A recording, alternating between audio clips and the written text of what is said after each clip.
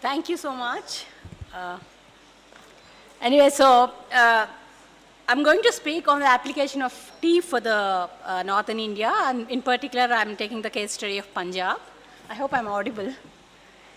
Yeah, so why Punjab and why wheat? I just want to give a brief introduction. Now, Punjab is known for the Green Revolution success story, and initially we had very good output, and then there has been tremendous growth because of the high yielding varieties and etc. But then towards the end, even the father of Green Revolution actually has realized the pitfalls of Green Revolution.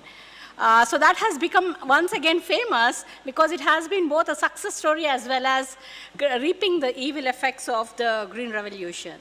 So if you just look at, and in Punjab, it's mostly dominated by the rice and wheat monoculture. If you just look at this figure, the average yield of paddy in Punjab, you can see that it has been increasing over a period of time. And then this is the average annual wheat yield, which is also increasing. And then if you just look at the importance of Punjab, it contributes a lot to the central pool. So it almost contributes 75% and to the central pool through wheat and rice. And then we can see here that this is the production of food grains of wheat. It has been increasing rice, cotton, and sugarcane. These are the most major food grains in Punjab, and they have been increasing over a period of time from the 60s.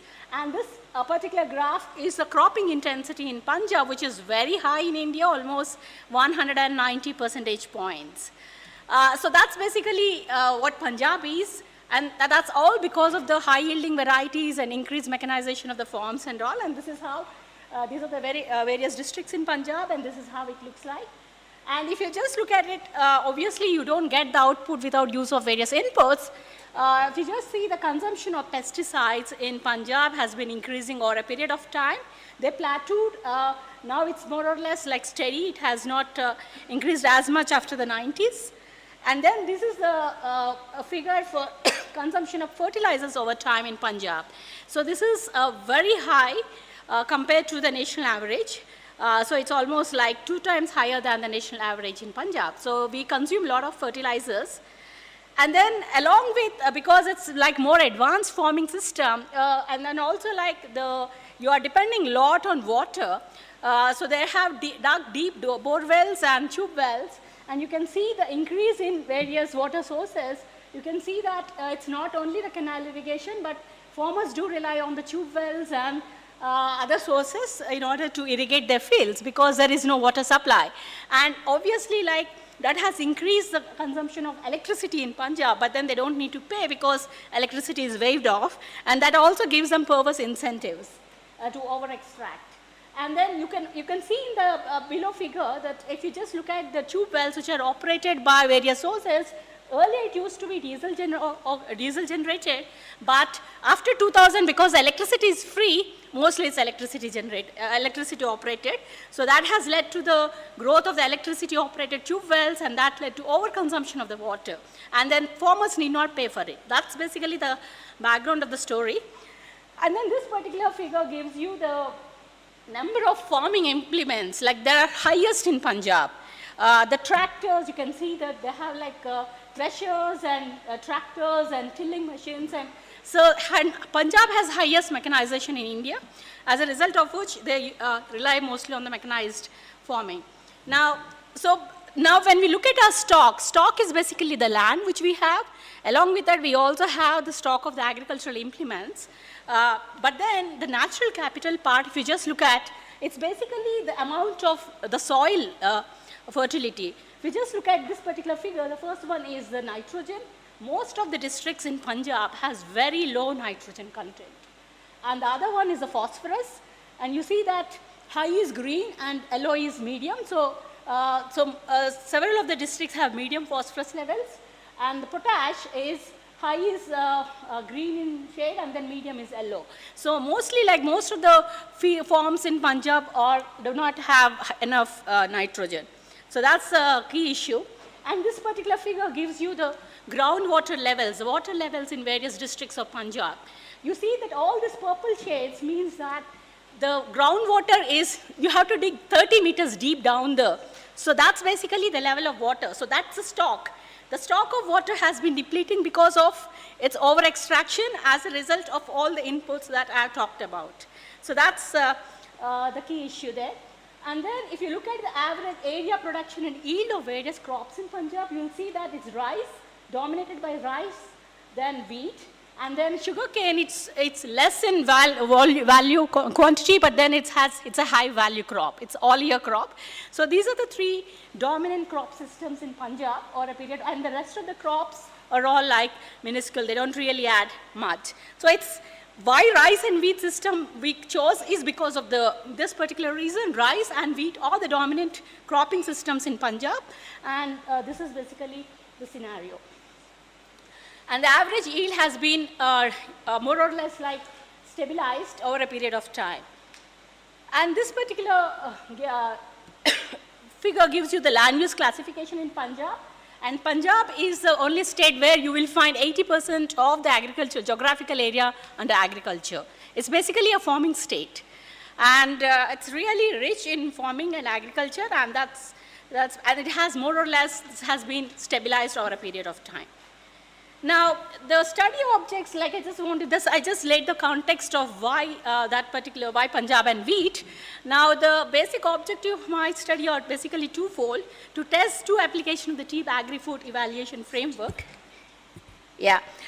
One is we would like to compare the typologies. One is rice-wheat farming system. In Punjab, what happens is, because of these short-yielding varieties of rice and wheat, first in Kharif, you actually sow rice, and then you harvest, but between the rice and wheat, there is very little time available to clear the field and then lay foundation for the wheat. So what they do is they use this machine called as combined harvester and thresher, and they remove the residues through that, but as a result, it's all spread across the field, and it's very difficult to remove that manually.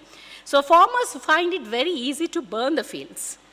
And then, because they have very short, almost like 3 weeks of preparation time for wheat immediately after the harvesting of the rice.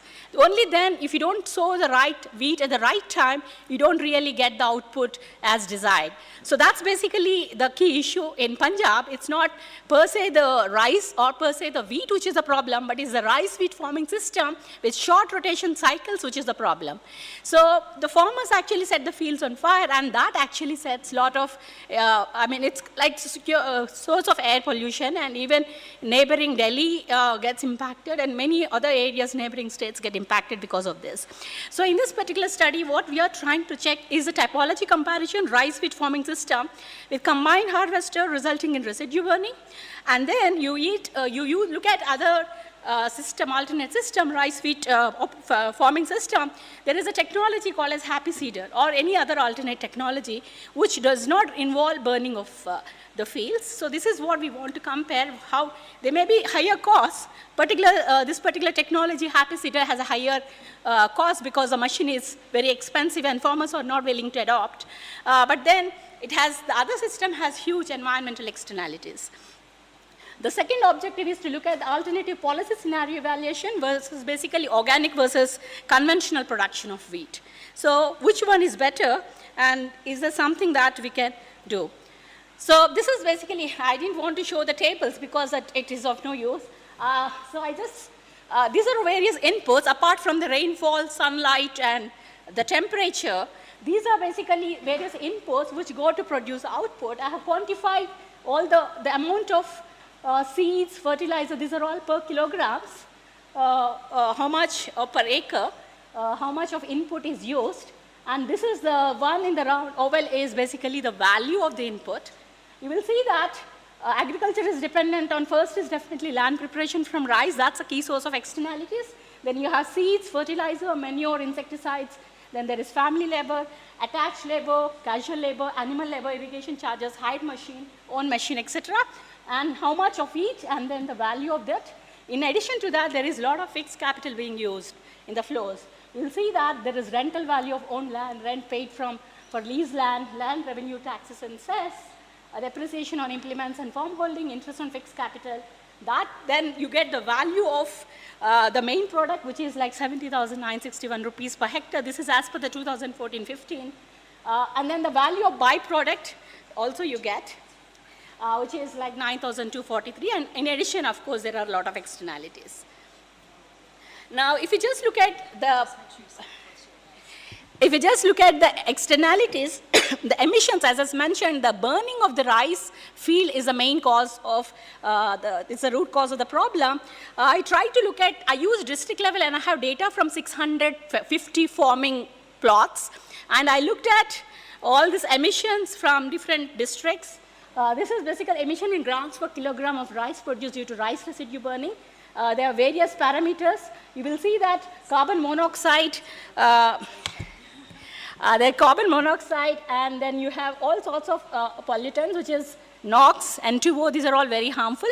I'm not showed CO2 here because the key thing is as the trees grow, they also absorb CO2 back, and they emit the same amount of CO2 back. So the net carbon sequestration is particularly zero. But then, in addition to the amount of rice, it's from, first I quantified the rice residue from the rice production, and then I estimated these emissions.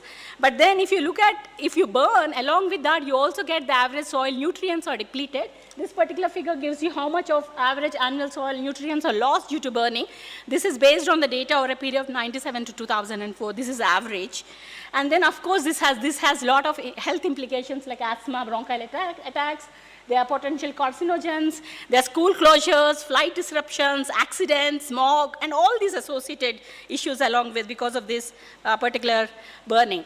So we need to look at the alternative to residue burning, which is basically we have the happy seeder technology, which is high, like as I mentioned, 1.7 lakhs per machine, which the farmers are not willing to adopt. But then if you use it, as I mentioned, all the nutrients which are lost from the soil will at least be restored. And the next cycle, the farmers can actually use lesser amount of fertilizers. So that's basically the avoided cost we can estimate from this. So as I mentioned, I have a lot of data on from 650. I just looked at the relationship between, I estimated a production function to understand what happens in case of alternate scenarios. Because if you have to understand the policy impact, if I have to target, say, fertilizers or pesticide subsidies, then I need to know what would be the impact on the value of the output.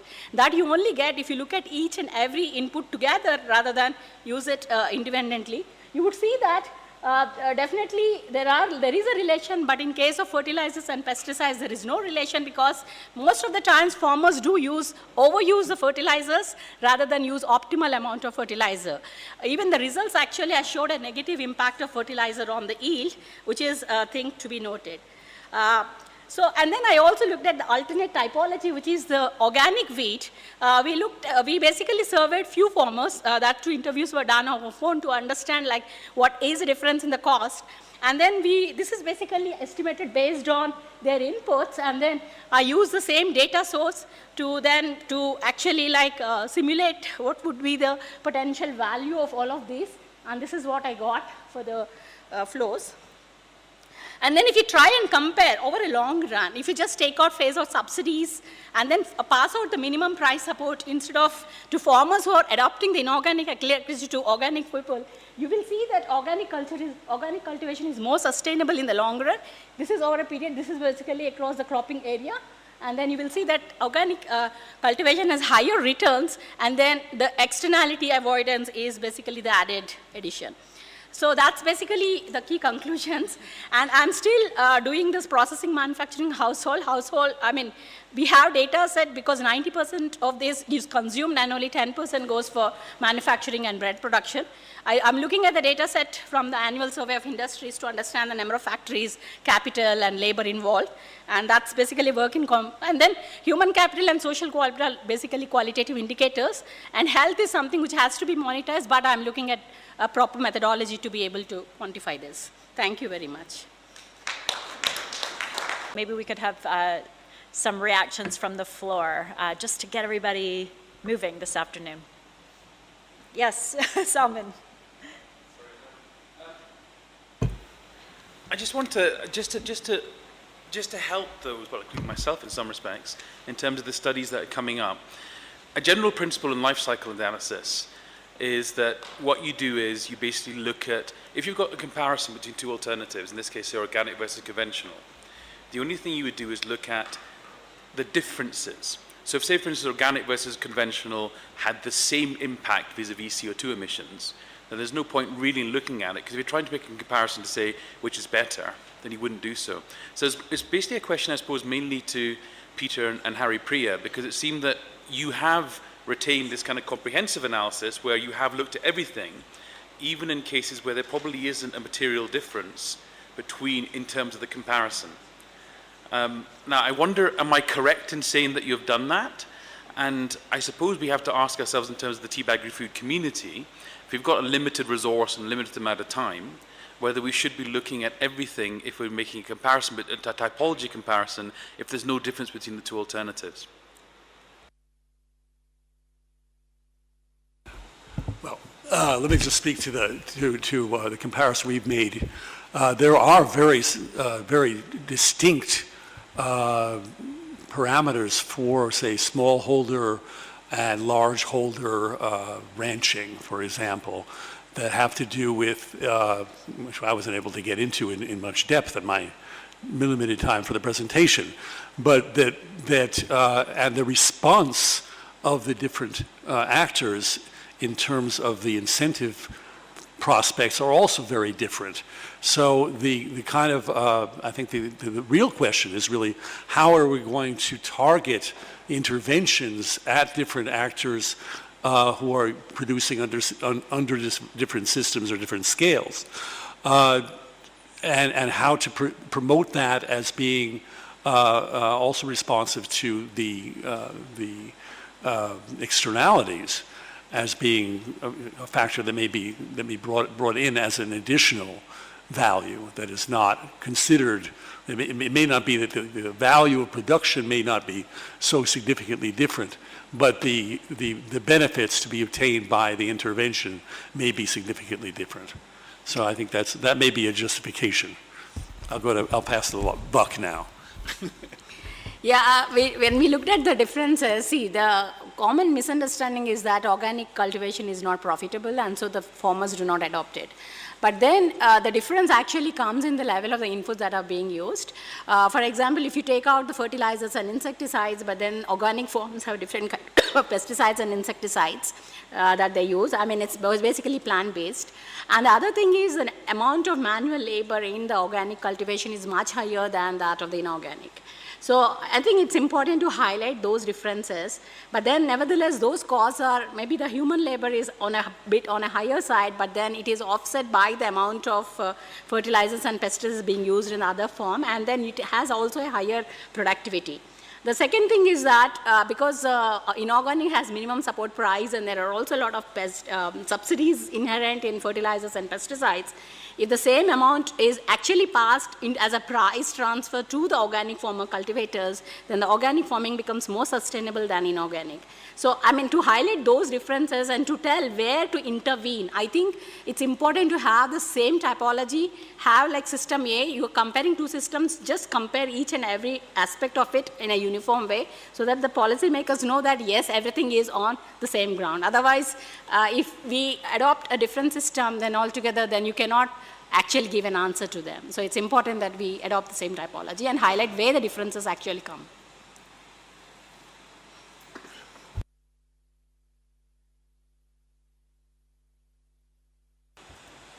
Yes.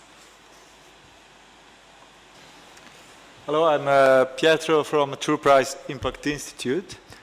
A question from your testing of the framework.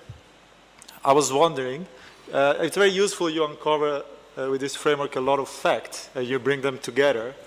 Where there are some of your findings that your stakeholders, and specifically the decision makers that you want to influence, they reacted in a way that you didn't expect, like they were very interested in some specific facts that you uncovered. I was wondering, yeah, which of the facts that you uncovered resonated a lot with the decision makers that you are trying to influence? I don't know if the question is clear. Yeah, I would say that, yeah, that there's certainly a very strong interest on the part of ranchers and soybean producers in Brazil to the potential of accessing resources to transform their systems in a more sustainable direction. But they are mostly concerned with their net rents.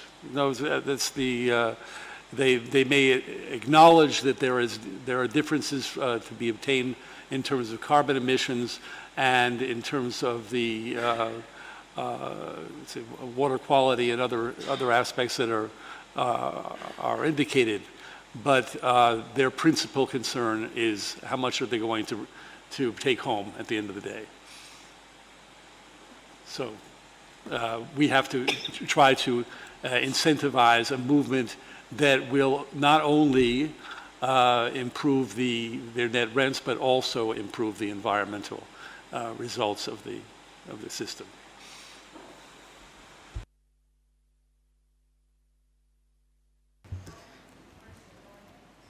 Yeah, I just want to make a comment because, for example, what is very interesting among these campesinos, these smallholder farmers, is that financial returns are only part of the rationale of their or their behavior.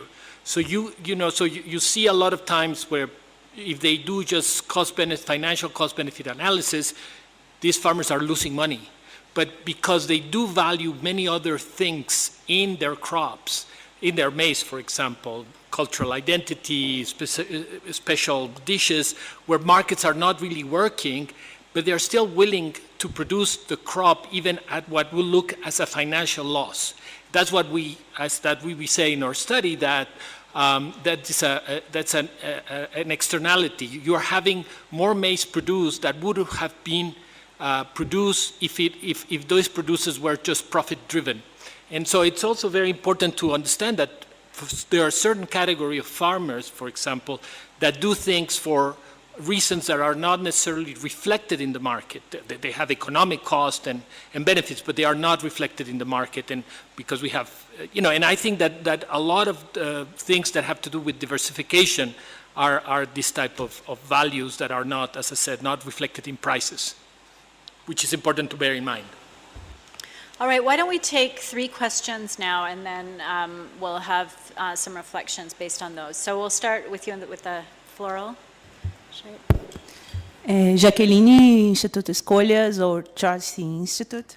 I appreciate to hear Peter about the other externalities in the livestock and soy chain, in addition to deforestation, and Haripriya about how the use of pesticide has impacted the income of farmers.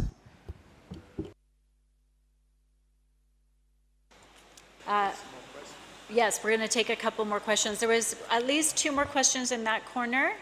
Okay, so Marina? So my question is also to Peter. Thanks, Peter. I'm sending a lot of good energy for you to be lucky and convincing the government with your study. But my question to you is also about externalities. If you're able to capture the cost of health impact of meat consumption in the Brazilian society, and if you think that this is on the radar of the Brazilian institutions. And yes. So, Elash Traore from Senegal. My question is for Dr. Gundimeda. Is right? Okay. You mentioned that byproducts are burned by producer, giving many constraints. My question is that rice straw is not used for animals' nutrition? Okay.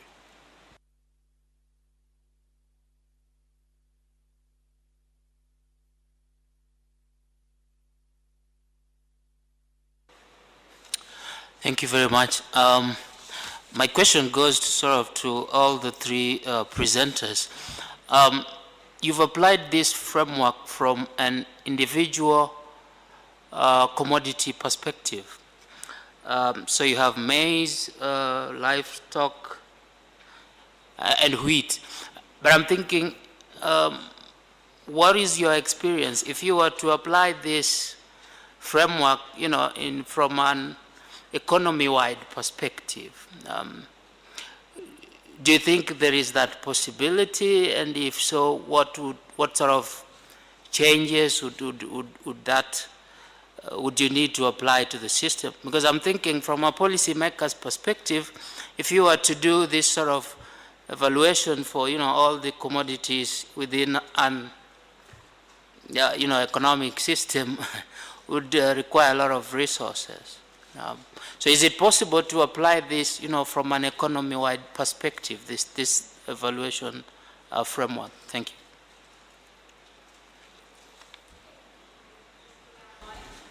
There were specific questions for Peter and Haripriya, but Mauricio, maybe you want to start with just some reflections even on the last question. Well, I think that the question is that, for example, going back to the whole question of maize, maize is a very, very important crop for Mexican and for Mexican urban and rural. So clearly that's a priority. I cannot answer the question about the economic-wide thing, because always the problem again is context. The broader you go, the less contextual it becomes, and the more irrelevant your analysis becomes. That's the danger.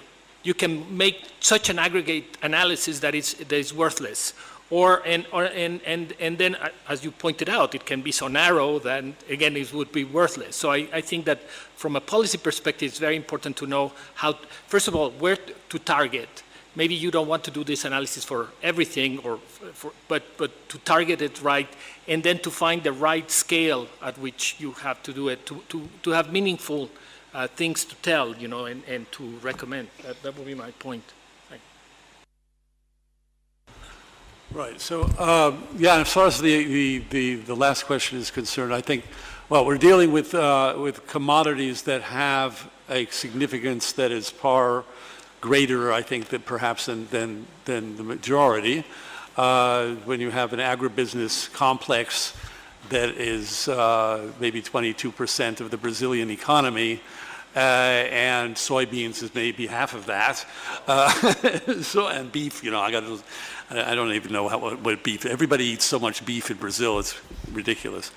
80% of all the beef that's produced in Brazil is consumed in Brazil, but still, there's a lot of beef going to Russia, China, the Near East on the hoof. So it's being slaughtered according to Muslim practices. 400,000 head of cattle every year. So we're not talking about a small piece of the economy. This is a very large piece of the economy, and any kind of change that can bring about a sort of a more massive adjustment in the way in which soybeans and cattle are produced, that will probably have significant effects on overall emissions of greenhouse gases in Brazil, as well as the quality of life of Brazilian citizens who also consume too much meat. I think it was answering Marina that really is there's so much consumption of beef in Brazil, and I think Brazil is the third largest beef consumer in the world after Argentina and Uruguay or something like that. So if Brazilians stop deriving so much of their protein from beef, it would make quite a considerable impact on the demand for beef, and that could also reduce the impacts. As far as the other externalities that we tried to develop as much as we could, there is certainly, as in the case of the Punjab, there are significant problems of respiratory disease in the Brazilian Amazon every year, which we call the burning season. In the burning season, when the forest is put to the torch to expand, mostly ranching, into the Amazon, you can't even land an airplane because it's so dense. There's no way to get into the airport, and people are breathing breathing these residues all the time. So that's one significant impact that we have some measures for in terms of the health impacts. I think the food consumption impact is something we would like to have more information about. What would be the difference for Brazilians in terms of their substituting their picanha for more chicken and fish, for example. That would be a very interesting study to complement what we've already done so far. But we've also looked at insecticide impacts, the impact on pollinators that is also associated with deforestation, and the importance of pollinators to soybeans, which is 30% of soybean productivity is reliant on pollination by bees, basically. And when you deforest, you just don't have any habitat for bees. And when you use insecticides, which is quite frequent in Brazil in the soybean industry, you are killing the goose that lays the golden eggs. So we're losing pollinators in a very big way, and that really needs to be reflected in policy and the kind of action that is underway to change the dimension of forest protection adjacent to large soybean and ranching operations in the Amazon. Yeah, regarding the question why rice residues are being burnt and why can't it be used as a fodder? Yes, it can't be used as a fodder because the rice, the stalk has high silicon content and the cattle, they don't like it.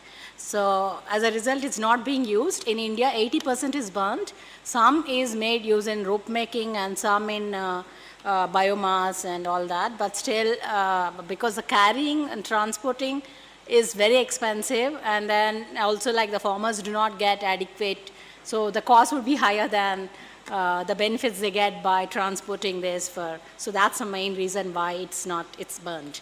And the second thing regarding the impact of the insecticides on output, if they don't apply the insecticide, the crop output would suffer. So the insecticides do not increase the output, but they actually ensure that the output there would not be any attack of pests and diseases. But then when in the production function, when I estimated this, I did find a positive but insignificant relationship.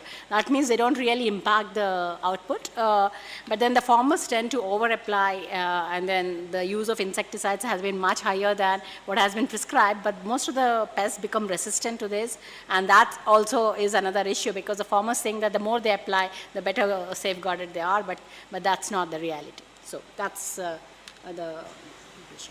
Great. Harpinder, a few closing reflections? Yeah, I'll touch on that question about application at the national scale or economy-wide scale. I think as one of the 5 families of applications, there is one on national accounts to fix national accounts of agriculture and food sector. So I don't know how to do it, how much resources will be required, but I think the current process of national accounting is that the government statistics department, they already collect that data. So it will be learning from this new tool and then applying it in that context. And the SIA framework was mentioned, and many countries are doing that. In our chapter on applications, we have highlighted one example from Australia. So Australia is already at the forefront, and they are including those natural capital accounts into the national accounts already. There are some good lessons there that you can apply things at an economy-wide scale. So I think there are good positive vibes that yes, it can be done if a country decides about that this framework applications can help them resolve some of the issues. So I think it will definitely require lots of training and resources. But when we look into all the examples we have presented here, so that information is already covered in the stats department. Statistical information is there, so you can apply the framework and make a good assessment out of that. And regarding our focus on commodities, I think it is within 1 year of launching this framework, we have got so many applications going on. So it's about resources and timing and things that, okay, you start with the commodities, and then gradually build from there, and maybe some agribusiness or people can join, and maybe we'll have more case study from Natural Capital Coalition or some other organizations who are part of this whole community. And maybe it can be applied at a countrywide scale as well. So I'm quite optimistic about uptake of this whole framework. But it's like GDP was introduced after World War. So everybody was devastated with the state of the affairs all over the world. But they took up one model. GDP is a simple model. Okay, you account for all profits and losses, and you reflect in your accounts every year. And since then, all 200 plus countries are doing it every year. So it is about institutionalizing new practices or new tools into your process. So there is always people will try to push you off that, no, we don't want to use. But with this kind of applications, I think there is some positive outcomes reaching out to the community, to policymakers that, yes, this is something which is beneficial, which can be applied at a broader policy level. So hopefully that will happen sooner, and then we can all work towards contributing to SDGs and rest of the goals in this particular sector. Thank you. Thank you, Harpinder. This brings us to the end of this session, and we will have more time for discussion in the session to come. Just to conclude, I was really interested in the questions about stakeholder engagement and then taking the studies and engaging stakeholders and policymakers. I think this is critical in terms of thinking through the theory of change, which will be discussed through a presentation by Peter tomorrow. But at the Global Alliance, we talk about a theory of transformation, and it occurs to me that the comparative studies are really useful, and part of what we want to amplify is not just the differences, but really highlighting the positive benefits and the co-benefits of some of the system choices that can be made. Just one final reflection is that this is really an iterative process, so it's very exciting to have these early studies. It was great to have the feeder studies even before the framework was developed, which informed the development of the framework, and certainly that was the case with the Conabio study. And so, we need to build a community that can really learn from this work and synthesize it effectively and communicate it out to the broader world to have the impact that we seek. So with that, thank you very much, and please join me to thank our panelists.